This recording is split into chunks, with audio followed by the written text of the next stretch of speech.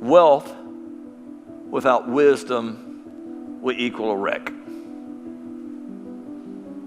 Be careful who you listen to. We often look to advice from those with authority and power from a worldly view instead of a godly view.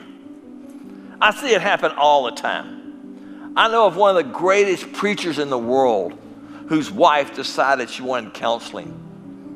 And she went to a worldly counselor.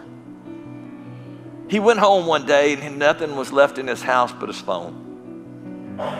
And he said, I was on a trip, and when he said, you never know that you really depend on God till you have nothing but God to depend on. And he told the pastors and the people in the room, I would now say, be careful if somebody asks for counseling to send them to godly counsel. And I would say to you, be careful who you listen to.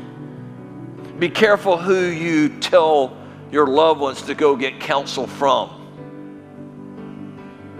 It's always this. It's you say, what's the wise thing to do, not what can I do?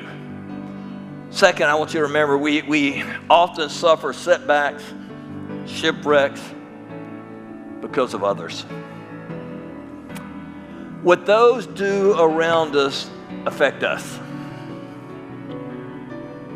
You got to be careful who you have around you, but even sometimes you don't have a choice. Sometimes it's your mate, not mine. She doesn't come to the third service. But just in case you're watching, it can be your mate.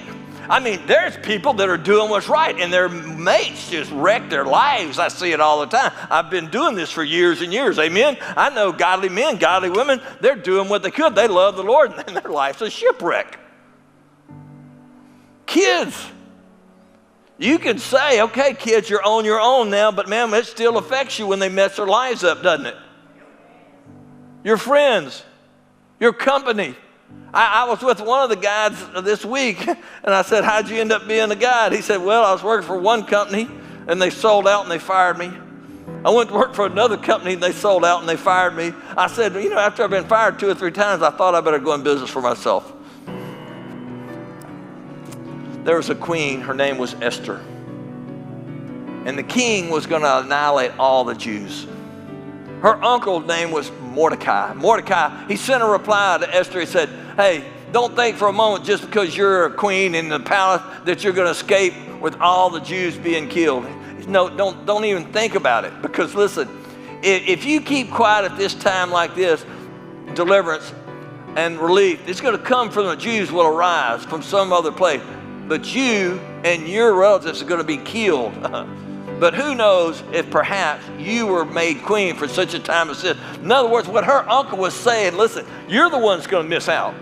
You and your people are going to get killed anyway. God will send somebody. What God's saying is my plan will be accomplished with or without you. You're the one that's going to miss out. You can't stop it, but you can miss out on God's plan. So why not be a part of God's plan? Amen?